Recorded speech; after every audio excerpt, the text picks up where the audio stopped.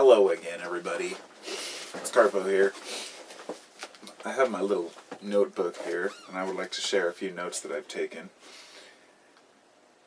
It's easier to take notes, and it's really important to jot things down when they come across my mind. If I don't, they get lost. They're fleeting. I have voice recorders, usually on my devices, phones, whatever I have, as well as small handheld one, and I just always have to, somehow record my notes, but I prefer paper. I'm just going to go right to it. I'm not going to, mess around trying to, explain. The first thing is if something isn't working, admit it and move on. And that's something I think we can all learn from.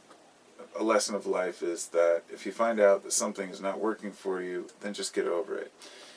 And that's a lot tougher than it sounds because, we find ourselves getting frustrated about things in life. And I'll tell you what, when we were at dinner tonight, I was talking with my wife and my mom about this. I was saying how, emotions are funny because sadness isn't something you can control.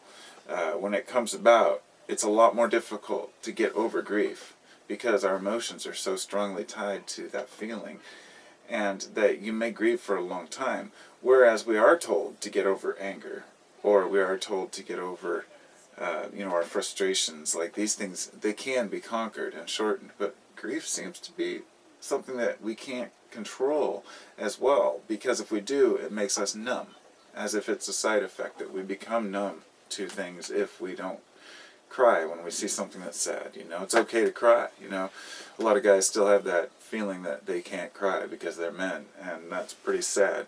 I want to cry for them.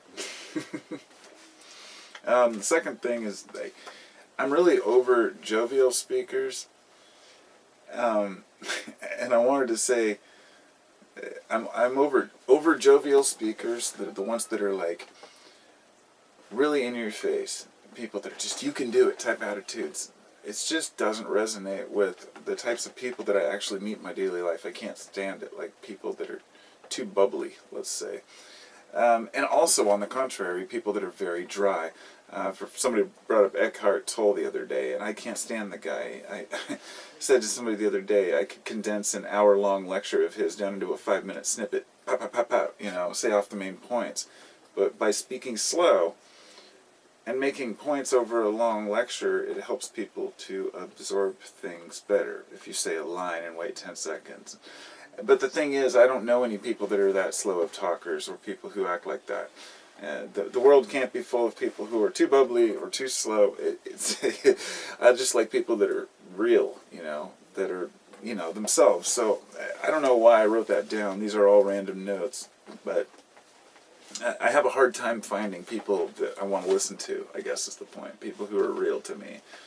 And maybe I seem fake to some of you, I don't know, but I'm as real as I can be. This is how I speak when I talk to anybody else. So, I don't change who I am to make my videos. I guess maybe that's it. I don't know. You can do something without considering the circumstance. I don't know what I meant when I wrote that. The you can do it attitude that comes with some of the jovial speakers.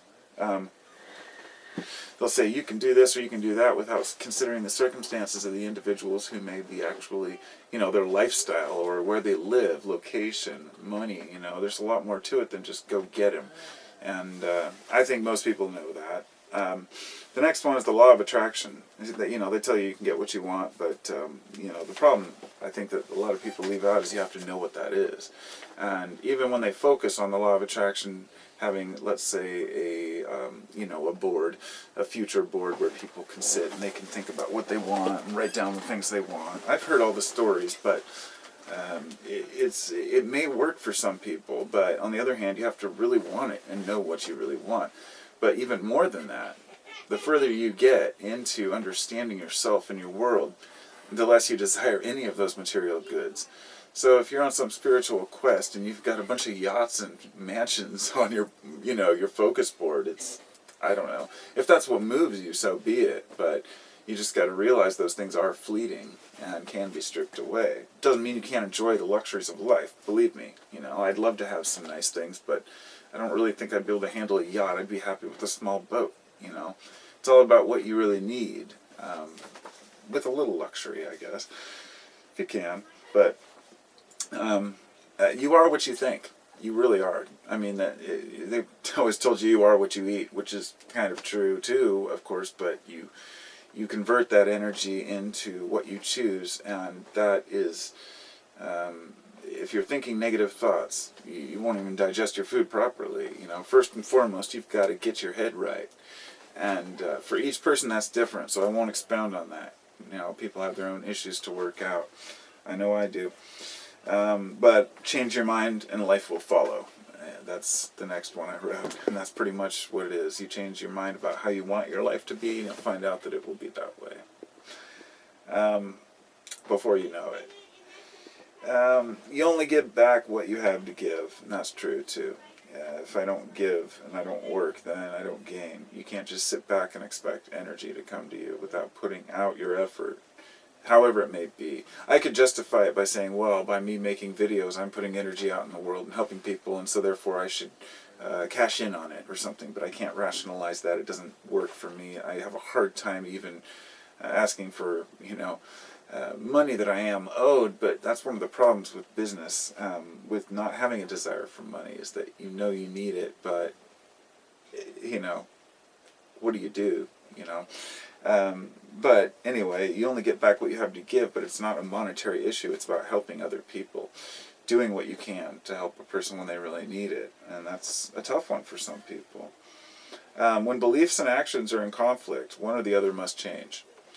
And I think that religion gets into this territory quite a bit, where certain teachings aren't upheld, and so a person has a conflict of interest, what they call a cognitive dissonance, upholding two opposing beliefs at the same time, where a person doesn't know what to do, so they just kind of block them both out, and it can drive you nuts. You really have.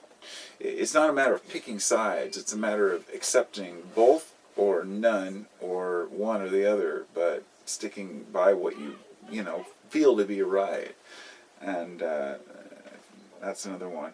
The get back on the horse is a new one. Or I was going to say it's a new association thing. The reason why people say get back on the horse, that term, is because if you fall off of a horse while you're riding it, the next time you go to ride, you'll have a negative association with horses, because your brain will have time to process that. That's why they say get right back up on it, because then you'll drown out that negative association with the positive one. So yeah, if you get yourself in trouble and get over it, get right back on whatever you're doing and just move forward instead of dwelling on things. And that's why we shouldn't mope. No victims, you know what I mean? We all have varying intensity. That's a hard one for me to really explain to people, that my intensity that I have, how I'm a fast speaker and I tend to kind of dominate conversations sometimes, and I'm learning to sit back and be humble over the years, but at the same time I have a desire to talk about things, and sometimes when I say I'm sorry I was talking too much, people say, no, I liked it, I wanted to hear what you're talking about, it's interesting. They just are not talkers, and I am, but it still feels awkward. Like I want to share the conversation 50-50. And it bothers me just as much when somebody else talks too much, especially if it's a trivial or something that I don't understand or can't understand or don't want to understand. But everybody has their own levels of conversation and what they find to be appropriate in a conversation or important. And so we all have varying intensities. Some people are really slow. I can't stand it being around people who are just too slow, talk super slow, move slow. I worked in construction for years, and I met plenty of slow people. I've had more than a few people that I worked for tell me to slow down because I was working too fast, in the sense that they didn't want to look bad to the boss. And it's pretty sad. There's a lot of losers out there with no work ethic. It's like I'm a go-get-em type person when I have something to do, but I have to be put on that path. So recognizing my personality and who I am helps me to, do things. But when I work for myself, it takes a lot more to motivate. So yeah, working on speaking when it's necessary rather than all the time, or just to converse. But I've talked about maybe taking a vow of silence sometime in my life. I don't think I could do it. Not now.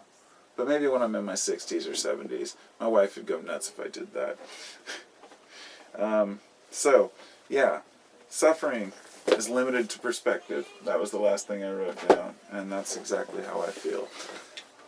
It's a matter of getting over it, figuring out where you're coming from and where you're going, where you want to go, and I'm still working on that too. But I'm not allowing other suffering or larger world issues to consume me, because I need my energy so I can give it back, if that makes sense. So, those are my notes and thoughts on life. I hope you all have a wonderful evening. I'll talk to you soon.